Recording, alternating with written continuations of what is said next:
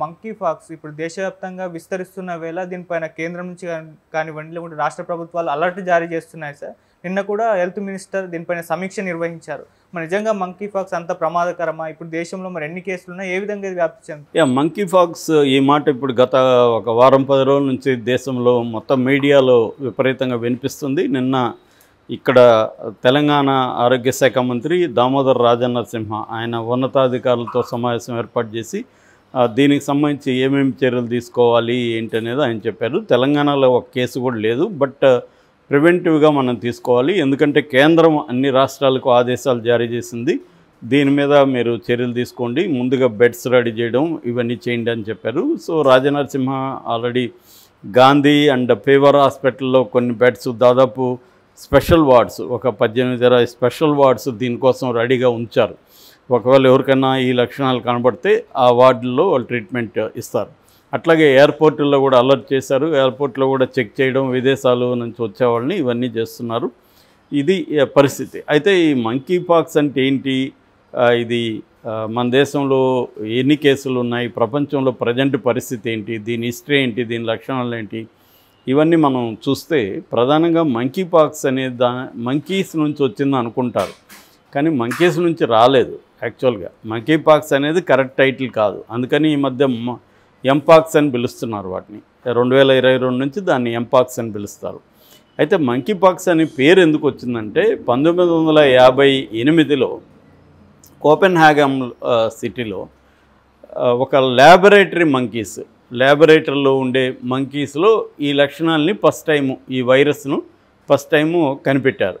అందుకని మంకీస్లో కనిపెట్టారు కాబట్టి మంకీ పాక్స్ అని పేరు పెట్టారు. ఆ లక్షణాలు ఏమో స్మాల్ పాక్స్కి సంబంధించిన లక్షణాలు. అంటే స్మాల్ పాక్స్లో ఉండే వైరస్ వెరియోలా కైండ్ ఆఫ్ వైరస్ అంటారు.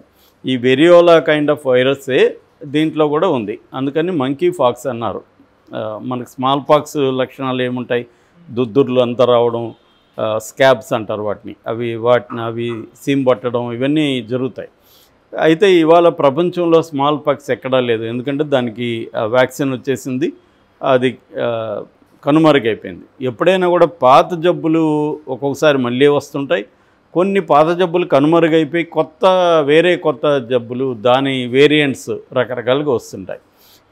ఈ మనకి మామూలుగా వైరస్లు కొన్నిట్లో జూనోటిక్ వైరస్లు అంటారు. జూనోటిక్ వైరస్ అంటే జంతువుల నుంచి మనుషులకి వ్యాపించే వైరస్ని జూనోటిక్ వైరస్ అంటారు.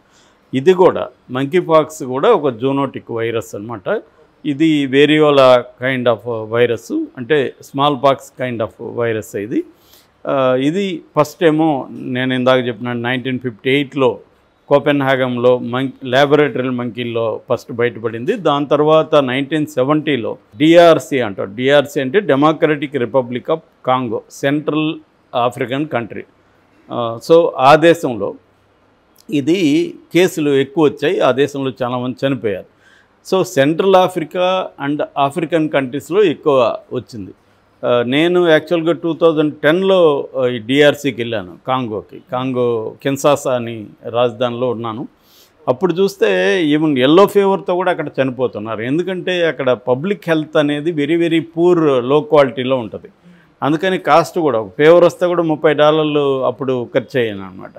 అంటే కొన్ని హాస్పిటల్స్ ఉంటాయి, అవి ఇండియన్స్వి లేదా వెస్ట్రన్ ఉంటాయి తప్ప ఆఫ్రికన్కి వైద్యం కూడా అందుబాటులో ఉండదు, పావర్టీ ఉంటుంది. అందువల్ల ఎల్లో ఫీవర్తో కూడా ఇప్పటికీ అక్కడ ఎక్కువ మంది చనిపోతుంటారు. సో అందువల్ల సౌత్ ఆఫ్రికా వీటిలో లేదు, only central Africa, western African కంట్రీస్లో మాత్రమే ఇది ఎక్కువగా ఉంది. సో ఇప్పటి వరకు తీసుకుంటే మొత్తం చరిత్రలో అంటే 58లో ఇది బయటపడినాక 70లో మాత్రమే పెద్ద ఎత్తున మనుషులకి వచ్చింది. 58లో మంకీస్లో బయటపడింది. సో ఆ 70 నుంచి ఇప్పటి వరకు తీసుకుంటే 116 దేశాల్లో దాదాపు 1,00,000 కేసులు ఇప్పటివరకు బయటపడ్డాయి. అందులో ఆ కేసుల్లో ఏంటంటే మరణాల రేటు చాలా చాలా తక్కువ, 1% కంటే తక్కువ ఉంటుంది. 108 మంది మాత్రమే ఈ 1,00,000 కేసుల్లో చనిపోయారు, ఎక్కువ మంది చనిపోలేదు. ఇక ఈ మధ్య కాలంలో తీసుకుంటే 2022 నుంచి ఇప్పటి వరకు ఈ ఎంపాక్స్ దాదాపు 30 మందికి మాత్రమే వచ్చాయని చెప్తున్నారు. అయితే ఇప్పుడు మొన్న జూన్ 15 నుంచి 2029 జూన్ 15, 24 జూన్ 15లో ఎక్కువగా వస్తున్నాయని చెప్తున్నారు. వరల్డ్ హెల్త్ ఆర్గనైజేషన్ ప్రకారం 2103 కేసులు వచ్చాయి 42 దేశాల్లో అనేది. ఇండియాలో మాత్రం తీసుకుంటే మనకి 2022 నుంచి నేను ఇందాక చెప్పినట్టుగా 30 కేసులు మాత్రమే ఇండియాలో ఉన్నాయి, మరణాలు లేదు. అయితే 32 ల్యాబ్స్ దీనికోసం కేటాయించి వైరస్లు ఎక్కడైనా ఉన్నాయనేది పరిశీలిస్తూ ఉన్నాయి ఇండియాలో. 20 మనకి లేటెస్ట్గా వచ్చిన కేసు చెప్పాలంటే మార్చి ఎండ్లో ఒక కేసు వచ్చింది. కాబట్టి మార్చి నుంచి ఇప్పటి వరకు ఒక కేసు కూడా ఇండియాలో ఎక్కడ నమోదు కాలేదు. కాబట్టి ఏ రకమైన భయపడాల్సిన అవసరం అయితే లేదు. అయితే దీని సిమ్టమ్స్ ఏమిటి, ఇది ఎలా వస్తుంది, దీని ట్రీట్మెంట్ ఏంటి, ఇవన్నీ చూసుకున్నప్పుడు symptoms more or less smallpox సిమ్టమ్సే ఉంటుంది. అంటే ఫీవర్ రావడం, హెడేక్ రావడం, బ్యాక్ పెయిన్ రావడం, తర్వాత స్వెల్లింగ్ అవ్వడం, ఈ లింపింగ్ నోడ్స్ అంటారు కదా, లింప్ నోడ్స్ వాపు రావడం, స్కిన్ ర్యాషెస్ వచ్చి దొద్దుర్లు రావడం, వాటిలో నుంచి పుండులాగా మారిపోవడం, అవన్నీ జరుగుతాయి. రేర్గా బ్రెయిన్కి కూడా ఇది సోకుతుంది రేర్ కేసులో. అయితే స్ప్రెడ్ ఎలా అవుతుందంటే బేసిక్గా ఇందాక చెప్పినట్టుగా జూనోటిక్ వైరస్ కాబట్టి జంతువుల నుంచి, ముఖ్యంగా మంకీలకి జబ్బుకి సంబంధం లేదని చెప్పాను. అంటే మంకీల ద్వారా రాదు, ప్రధానంగా రోడెంట్స్ అంటారు. రోడెంట్స్ అంటే ఉడతలు కావచ్చు, ఎలుకలు కావచ్చు, ఇలాంటి వాటి నుంచి ఇది వ్యాపిస్తుంది జంతువుల నుంచి. అట్లాగే మనిషికి నుంచి కూడా మనిషికి వ్యాపిస్తుంది. అది జబ్బున్న వాళ్ళ దగ్గరగా ఉండడం, వాళ్ళని తాకడం, వాళ్ళ వస్తువులు తాకితే మనం తాకడం, వీటి ద్వారా కూడా వస్తుంది మెటీరియల్స్. అట్లాగే ప్రెగ్నెంట్ ఉమెన్కి కానీ జబ్బు వస్తే లోపల ఉన్న శిశువుకి కూడా సోకుతుంది. సో ఇది బేసిక్గా స్ప్రెడ్కి సంబంధించి. ఇక ట్రీట్మెంట్కి సంబంధించి దీనికి సపరేట్గా మెడిసిన్ కానీ యాంటీవైరల్ మెడిసిన్ కానీ లేకపోతే వ్యాక్సిన్ కానీ లేదు. స్మాల్ పాక్స్కి ఇచ్చే వ్యాక్సినే దీనికి కూడా పనికొస్తుంది. మెడిసిన్కి సంబంధించి టొకోవిరిమాట్ అనే ఒక మెడిసిన్ దీనికి ఇప్పుడు వరకు ఇస్తున్నారు. జనరల్గా దీని ఏమంటారంటే సపోర్టివ్ కేర్ అంటారు. సపోర్టివ్ కేర్ అంటే సిమ్టమేటిక్ ట్రీట్మెంట్, సపోర్టివ్ కేర్ మాత్రమే దీనికి ఉంది. ప్రత్యేక వైద్యం అనేది ఏం లేదు. వ్యాక్సిన్ అండ్ థెరపటిక్ ట్రీట్మెంట్ తీసుకోవచ్చు. జనరల్గా ఒక 2 నుంచి 4 వారాల పాటు ఇది ఉంటుంది.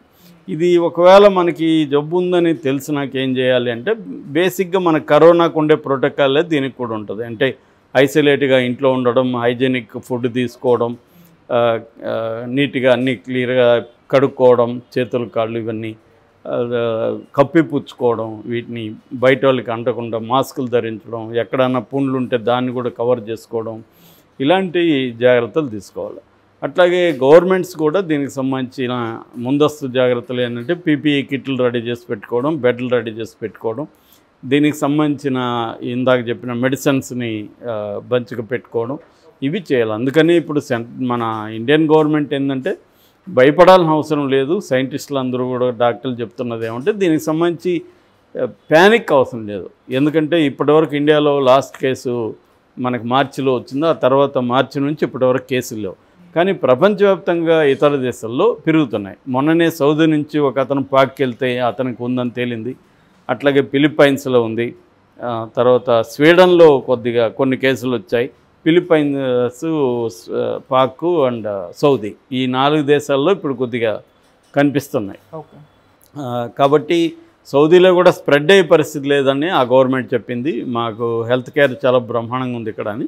సో అందుకని ఎందుకన్నా మంచిదని ఇండియన్ గవర్నమెంట్ ఏమంటే ఎయిర్పోర్ట్లో అలర్ట్ చేయడం, వివిధ రాష్ట్ర ప్రభుత్వాలను అలర్ట్ చేయడం. ఎందుకంటే మనం కరోనా టైంలో కూడా కొంత అలర్ట్గా ఉండడం వల్లనే మనం ఎక్కువ ప్రమాదాలు యూరోపియన్ కంట్రీస్తో పోలిస్తే మనం ఎక్కువ లేదు.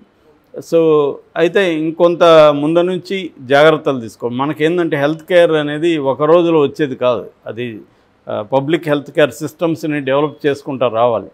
అందుకని ఇప్పుడు కరోనా తర్వాత వరల్డ్ వైడ్గా కూడా పబ్లిక్ హెల్త్ కేర్ని చేసుకుంటూ రావడం, at the same time individuals కూడా అవేర్నెస్ క్రియేట్ చేసి ఎవరికి వారు ఎటువంటి జాగ్రత్తలు తీసుకోవాలి, ఇమ్యూనిటీ సిస్టమ్ని ఎట్లా పెంచుకోవాలి, ఇవన్నీ కూడా జరుగుతుంది. ఆ నేపథ్యంలోనే మనం ఈ జబ్బు గురించి తెలుసుకోవాలి తప్ప జాగ్రత్తగా ఉండడం అవసరం తప్ప భయపడడం కరెక్ట్ కాదు. ప్యానిక్ అవ్వడం వల్లనే ఎక్కువ మంది కూడా కరోనా టైంలో కూడా చనిపోయారు. ప్యానిక్ అవ్వడం వల్ల మనకి ఏమవుతుందంటే సైకోసోమాటిక్ జబ్బులు అంటారు వాటిని. సైకోసోమాటిక్ అంటే సైకలాజికల్గా మనకి లేని దాన్ని ఉందని ఊహించుకోవడం, దానివల్ల మనకి అది ఖచ్చితంగా రావడం, మనకి హార్ట్ ప్రాబ్లం ఉందని ఊహించుకోవడం, లేకపోతే లంగ్స్ మన గాలి పీల్చుకోలేకపోతున్నాం అనుకోవడం, ఈ ఫియర్ వల్ల ఇంకా పెరుగుతాయి అన్నమాట.